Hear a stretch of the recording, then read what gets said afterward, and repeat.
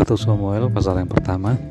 Lahirnya Samuel. Ada seorang laki-laki dari Ramataim Zofim, dari pegunungan Efraim, namanya Elkanah bin Yeroham bin Elihu bin Tohu bin Zuf, seorang Efraim. Orang ini mempunyai dua istri, yang seorang bernama Hana dan yang lain bernama Penina. Penina mempunyai anak, tetapi Hana tidak. Orang itu dari tahun ke tahun pergi meninggalkan kotanya untuk sujud menyembah dan mempersembahkan korban kepada Tuhan semesta alam di Silo. Di sana yang menjadi imam Tuhan ialah kedua anak Eli, Hofni dan Pinehas. Pada hari Elkanah mempersembahkan korban, diberikannya kepada Penina, istrinya, dan kepada kesebuah anaknya laki-laki dan perempuan masing-masing sebagian. Meskipun ia mengasihi Hana, ia memberikan kepada Hana hanya satu bagian, sebab Tuhan telah menutup kandungannya. Tetapi madunya selalu menyakiti hatinya, supaya ia gusar, karena Tuhan telah menutup kandungannya. Demikianlah terjadi dari tahun ke tahun. Setiap kali Hana pergi ke rumah Tuhan, Penina menyakiti hati Hana, sehingga ia menangis dan tidak mau makan. Lalu Elkanah suaminya berkata kepadanya, "Hana, mengapa engkau menangis dan mengapa engkau tidak mau makan? Mengapa hatimu sedih? Bukankah aku lebih berharga bagimu daripada 10 anak laki-laki?" Pada suatu kali setelah mereka habis makan dan minum di Silo, berdirilah Hana sedang Imam Eli duduk di kursi dekat tiang pintu bait suci Tuhan. Dan dengan hati dia berdoa kepada Tuhan sambil menangis terseduh-seduh. Kemudian berdasarlah ia, katanya, "Tuhan semesta alam, jika sungguh-sungguh engkau memperhatikan sengsara-Mu ini dan mengingat kepadaku dan tidak melupakan hamba-Mu ini, tetapi memberikan kepada hamba-Mu ini seorang anak laki-laki, maka aku akan memberikan dia kepada Tuhan untuk seumur hidupnya, dan pisau cukur tidak akan menyentuh kepalanya." Ketika perempuan itu terus-menerus berdoa di hadapan Tuhan, maka Eli mengamati mulut perempuan itu, dan karena Hana berkata-kata dalam hatinya dan hanya bibirnya saja bergerak-gerak, tetapi suaminya tidak kedengaran, maka Eli menyangka perempuan itu mabuk. Lalu kata Eli kepadanya, "Berapa lama lagi engkau berlaku sebagai orang mabuk? Lepaskanlah dirimu daripada mabukmu." Tetapi Hana menjawab, "Bukan, Tuanku, aku seorang perempuan yang sangat bersusah hati. Anggur ataupun minuman yang memabukkan tidak aku minum, melainkan aku mencurahkan isi hatiku di hadapan Tuhan. Janganlah anggap hamba-Mu ini seorang perempuan dursila, sebab karena besarnya cemas dan sakit hati aku bicara demikian lama." Jawab Eli, "Pergilah dengan selamat, dan Allah Israel akan memberikan kepadamu apa yang engkau minta daripadanya." Sesudah itu berkatalah perempuan itu, "Biarlah hamba-Mu ini mendapat belas kasihan daripadamu." Lalu keluar perempuan itu, ia memakan dan mukanya tidak muram lagi. Keesokan harinya bangunlah mereka itu pagi-pagi lalu sujud menyembah di hadapan Tuhan. Kemudian pulanglah mereka ke rumahnya di Rama. Ketika Elkanah bertubuh dengan Hana istrinya, Tuhan mengingat kepadanya. Maka setahun kemudian mengandunglah Hana dan melahirkan seorang anak laki-laki. Ia menamai anak itu Samuel, sebab katanya, "Aku telah mintanya daripada Tuhan." Elkanah laki-laki itu pergi dengan seisi rumahnya mempersembahkan korban sembelihan tahunan dan korban nazarnya kepada Tuhan. Tetapi Hana tidak ikut pergi, sebab katanya kepada suaminya, "Nanti apabila anak itu cerai susu, aku akan mengantarkan dia, maka ia akan menghadap ke hadirat Tuhan dan tinggal di sana seumur hidupnya." Kemudian Elkanah suaminya itu berkata kepadanya, "Perbuatlah apa yang kau pandang baik, tinggallah sampai engkau menyapi dia, hanya Tuhan kiranya menepati janjinya." Jadi tinggallah perempuan itu dan menyusui anaknya sampai disapinya.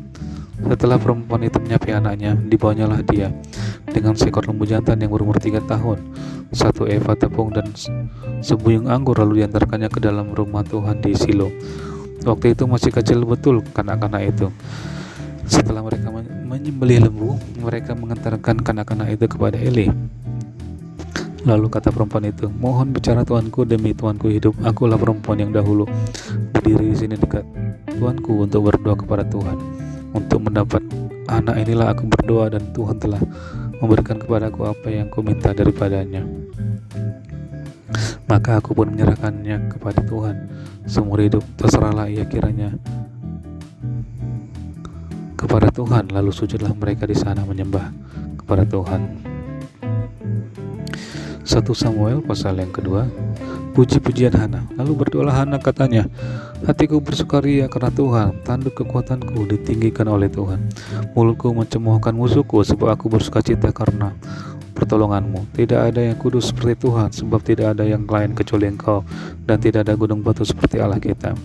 Janganlah kamu selalu berkata sombong, janganlah caci maki keluar dari mulutmu, karena Tuhan itu Allah yang maha tahu, dan oleh Dia perbuatan-perbuatan diuji. Busur pada pahlawan telah patah, tetapi orang-orang yang terhuyung-huyung pinggangnya berikatkan kekuatan. Siapa yang kenyang dahulu sekarang menyewakan dirinya karena makanan, tetapi orang yang lapar dahulu sekarang boleh beristirahat. Bahkan orang yang mandul melahirkan 7 anak, tetapi orang yang banyak anaknya menjadi layu.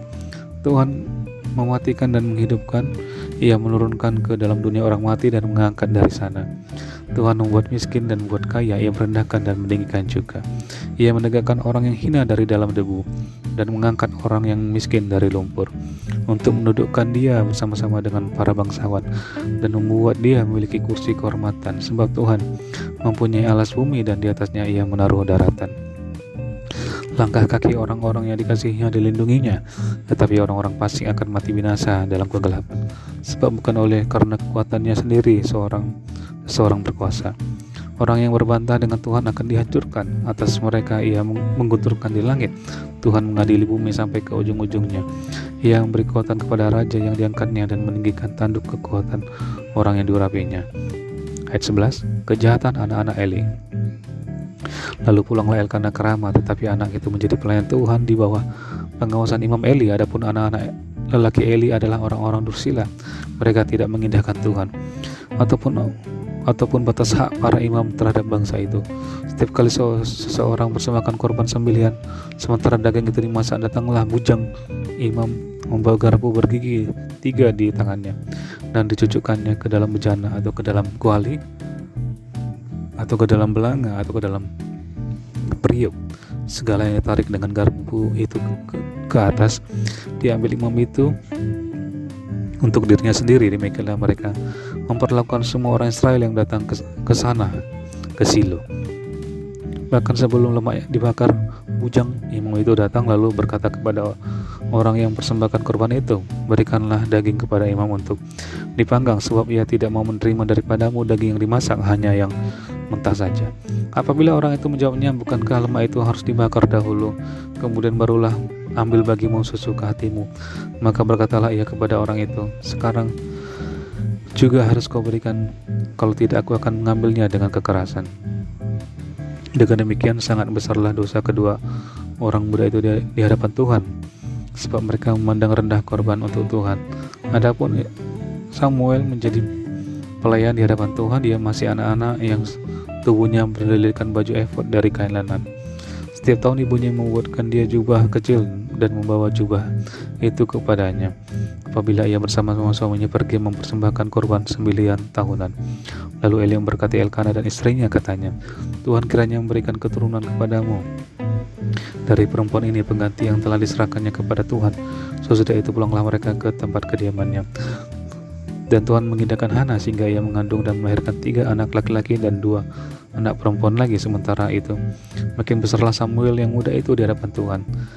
Eli telah sangat tua apabila dengarnya segala sesuatu yang dilakukan anak-anaknya terhadap semua orang Israel, dan bahwa mereka itu tidur dengan perempuan-perempuan yang melayani di depan pintu kemah pertemuan. Berkatalah ia kepada mereka, mengapa kamu melakukan hal-hal yang begitu, sehingga kudengar dari segenap bangsa ini tentang perbuatan-perbuatanmu yang jahat itu. Janganlah begitu anak-anakku, bukan kabar baik yang kudengar itu bahwa kamu menyebabkan umat Tuhan melakukan pelanggaran.